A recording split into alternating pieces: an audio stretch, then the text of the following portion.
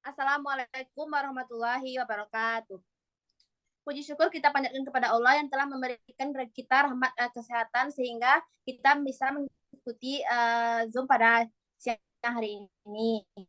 Nah, baiklah di sini kami akan menjelaskan materi tentang filum moluska, arthropoda, filum menyerupai arthropoda, dan filum atau spesies tidak tentu kelompoknya dengan mata kuliah keanekaragaman hewan, dosen pengampu Dr. Muhiyatul Fadila SSI MPD.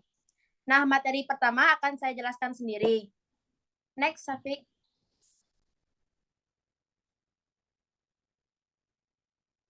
Baiklah, di sini kita akan membahas tentang pengertian, karakteristik umum, penyebaran, sifat lain, klasifikasi, peran dan contoh terpilih bagi kehidupan manusia, ekowisata, dan mitigasi dan konservasi.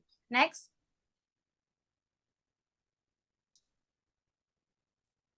Nah, yang pertama yaitu moluska.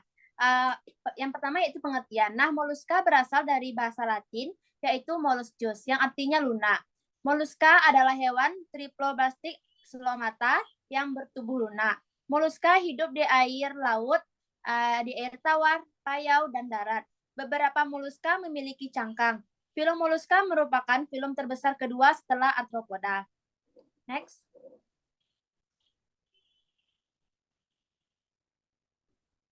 Selanjutnya yaitu karakteristik. Moluska merupakan hewan multiseluler yang tidak mempunyai tulang belakang. Yang kedua yaitu habitatnya di air maupun di darat. Selanjutnya merupakan hewan triploblastik selomata. Selanjutnya yaitu struktur tubuhnya simetri bilateral. Tubuhnya terdiri dari kaki, massa visceral, dan mantel. Memiliki sistem siara berupa cincin siara. Organ ekskresinya berupa neridia, memiliki radula atau lidah bergigi. Selanjutnya hidup secara heterotrof dan terakhir bereproduksi secara seksual. Next.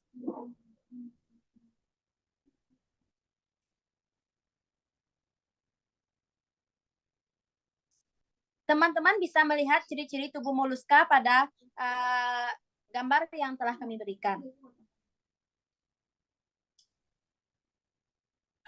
Nah, di sini ada mulut, radula, cangkang, lambung, usus, gonad, jantung, selom, mantel, rongga, mantel, anus, insang, kaki, rambut saraf, kerongkongan.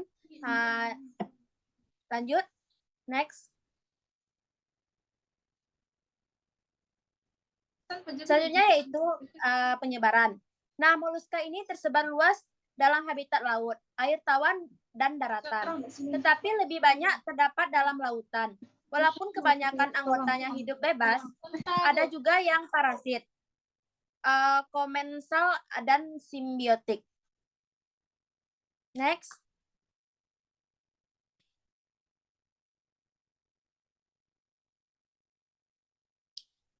Klasifikasi moluska. Yang pertama yaitu ada Amphineura. Amphineura ini merupakan jenis moluska yang masih primitif. Amphineura memiliki tubuh simetri bilateral, memiliki beberapa insang di dalam rongga mantelnya. Hidupnya di sekitar pantai. Contohnya adalah Cito. Teman-teman bisa melihat Amphineura ini pada gambar yang telah kami berikan. Next.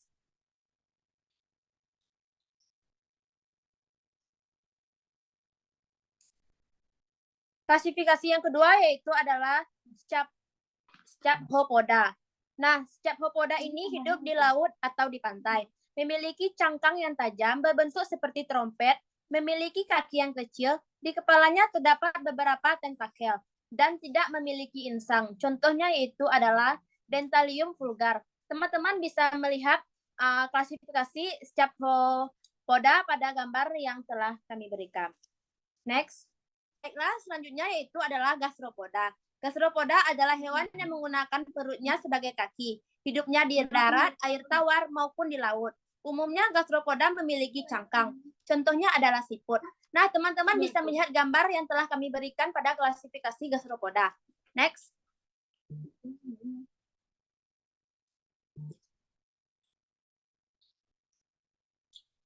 Selanjutnya adalah Cephalopoda.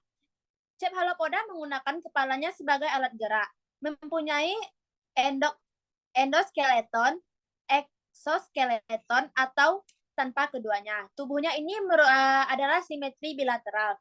Tubuhnya terdiri dari kepala, leher, dan badan. Contohnya adalah cumi-cumi. Teman-teman bisa melihat struktur tubuh pada cephalopoda. Next.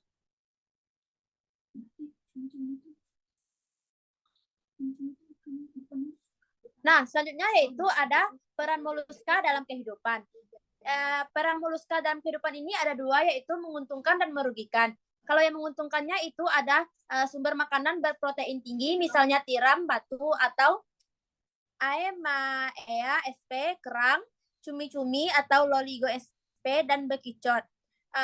Selanjutnya yang menguntungkan yaitu perhiasan, misalnya tiram mutiara atau Pindata margaritiera. Yang peran ketiga yaitu hiasan dan kancing, misalnya dari cangkang tiram batu, nautilus, dan tiram mutiara. Nah, peran yang keempat yang menguntungkan yaitu moluska merupakan pemakan detritus. Next. Ada juga yang merugikan. Yang pertama yaitu bekicot dan keong sawah yang merupakan hama dari tanaman. Nah, ini akan merugikan bagi orang banyak, yaitu bekicot dan keong sawah. Selanjutnya yaitu siput air adalah perantara cacing Fasciola hepatica. Next.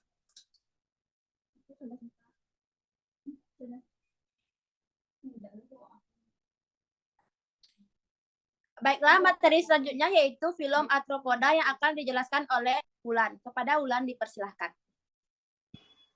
Baik, saya akan menjelaskan tentang filum arthropoda. Yang pertama ada pengertian.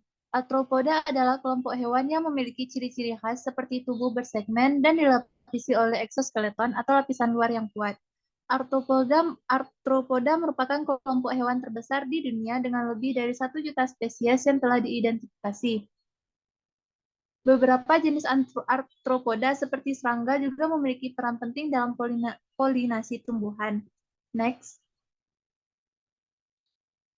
Karakteristik dari arthropoda yang pertama yaitu tubuhnya bersegmen, yang kedua dilapisi oleh eksoskeleton yang kuat dan kaku yang berfungsi sebagai pelindung tubuh dan tempat melekatnya otot, yang ketiga yaitu sistem sarafnya terpusat, yang keempat kakinya berpasangan, yang kelima mata majemuk, 6 memiliki sistem pernapasan yang bervariasi tergantung pada kelompoknya. Beberapa arthropoda bernafas melalui trakea, sementara yang lain melalui insang. Yang ketujuh yaitu bereproduksi secara seksual maupun aseksual tergantung pada kelompoknya. Dan yang ke-8 mengalami proses penggantian kulit atau molting. Next. Ini salah satu ciri-ciri tubuh arthropoda yang dapat dilihat. Di sini terdapat ganglion, anteri, abdominal dorsal, usus, jantung, ovarium, dan sebagainya. Dapat teman-teman lihat pada gambar yang telah disediakan di PPT. Next. Penyebaran dari filum arthropoda. Filum arthropoda tersebar luas di seluruh dunia dan dapat ditemukan di hampir semua habitat, termasuk di laut, air tawar, dan darat. Beberapa kelompok arthropoda seperti krustasea dan cephalocarida hidup di laut, sedangkan serangga, laba-laba, dan kalajengking hidup di darat. Arthropoda juga dapat ditemukan di udara seperti kupu-kupu dan lalat. Next. Klasifikasi dari arthropoda yang pertama ada dari krustacea. Krustacea adalah kelompok hewan yang hidup di air dan memiliki antena yang jelas dan banyak kaki. Kelompok ini mencangkup krustacea seperti kepiting, udang, dan lobster. Krustacea merupakan hewan akuatik meskipun ada yang hidup di darat. Contohnya terlihat pada gambar yang ada di PPT. Next. Yang kedua ada Arachnoidea. Arachnoidea disebut juga kelompok laba-laba, meskipun anggotanya bukan laba-laba saja. Kalajengking adalah salah satu contoh di kelas ini yang jumlahnya 32 spesies. Ukuran tubuh pada kelompok Arachnoidea bervariasi. Tubuhnya terdiri atas cephalothorax, abdomen, 4 pasang kaki, dan tidak memiliki mandibula. Hewan Arachnoidea merupakan hewan terestrial atau hewan darat. Hewan di kelompok ini hidup secara bebas maupun menjadi parasit bebas bersifat karnivora. Contohnya dapat dilihat pada PPT. Next.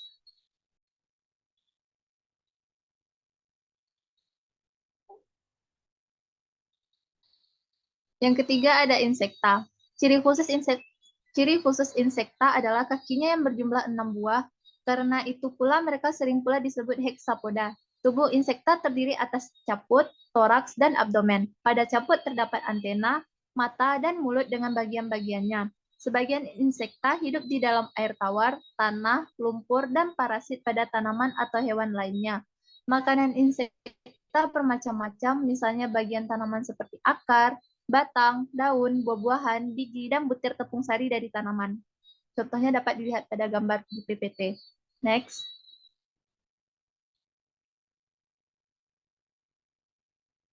Yang keempat ada Myriapoda. Klasifikasi pada Myriapoda terdiri atas ordo Diplopoda dan ordo Chilopoda. Ordo Diplopoda adalah kelas yang berbentuk bulat memanjang, memiliki banyak segmen, tubuhnya ditutupi lapisan yang mengandung garam kalsium, dan warna tubuhnya mengkilap. Kepala memiliki 2 mata tunggal, sepasang antena pendek, dan sepasang mandibula.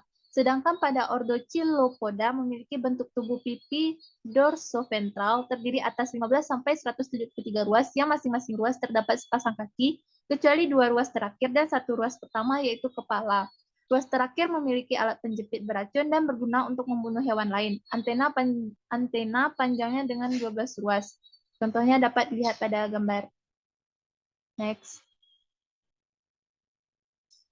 Peran arthropoda dalam kehidupan yang pertama dapat dijadikan sebagai sumber pangan, yang kedua mengendalikan hama, ketiga menjadi agen penyerbukan, keempat menjadi bahan kosmetik, dan yang kelima menjadi bahan obat. Next.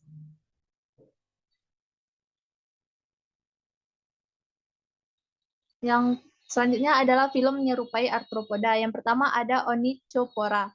Onychopora memiliki tubuh panjang dan lunak, serta memiliki segmen tubuh yang jelas terlihat. Mereka memiliki kaki seperti cakar yang juga dilengkapi dengan kelenjar racun.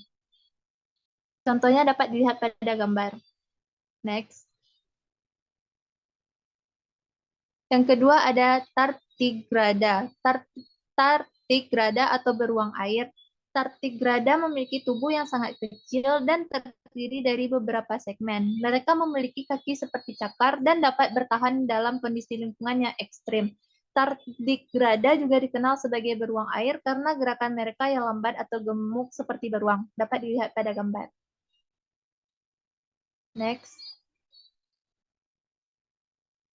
Ada Kinorhinca. Kinorhinca atau Echiura. Kinorhinca memiliki tubuh yang kecil dan bersegmen dengan kaki yang pendek dan cakar. Mereka juga memiliki rahang dan alat pengunyah seperti arthropoda. Echiura, kelompok yang terkait dengan Kinorhinca, memiliki tubuh yang mirip seperti cacing dan memiliki rongga badan yang berbeda. Next.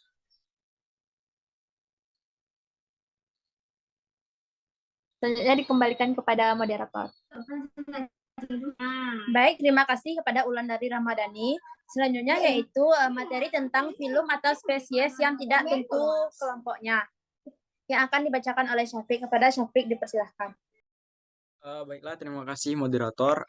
Saya akan melanjutkan penjelasan dari teman saya, yaitu tentang film atau spesies tidak tentu kelompoknya. Yang pertama ada film Sena Koulemorpha. Sena Koulemorpha adalah sebuah film hewan yang kecil dan sederhana yang terdiri dari Cenoturbellida dan Acheolomorpha. Pengelompokan ini didukung oleh data molekuler. Dapat kita lihat di PPT di layar. Inilah bentuk dari Cenocolemorpha. Selanjutnya ada spesies Tripolac adherens.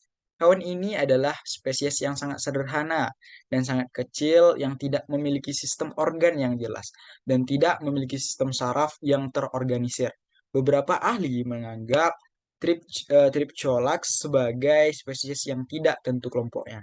Dapat juga teman-teman lihat pada layar. Inilah bentuk dari spesies Triptycholax adherens. Dan selanjutnya nomor 3 ada spesies Xenoturbella bochki. Hewan ini memiliki tubuh yang silindris dan panjang dengan mulut yang terletak pada satu ujung tubuh dan anus pada ujung lainnya. Mereka juga tidak memiliki sistem organ yang jelas dan sistem saraf yang terorganisir dengan baik. Beberapa ahli menganggap Xenoturbella sebagai spesies yang tidak tentu untuk kelompoknya. Selanjutnya yang terakhir ada spesies Chaetognatha. Hewan ini sering disebut sebagai arrowworm karena bentuknya tubuhnya yang panjang dan ramping. Mereka memiliki mulut dengan gigi-gigi kecil dan sistem saraf yang cukup kompleks. Namun posisi taksonomi mereka masih menjadi perdebatan. Mungkin ini juga dapat kita lihat di PPT teman-teman.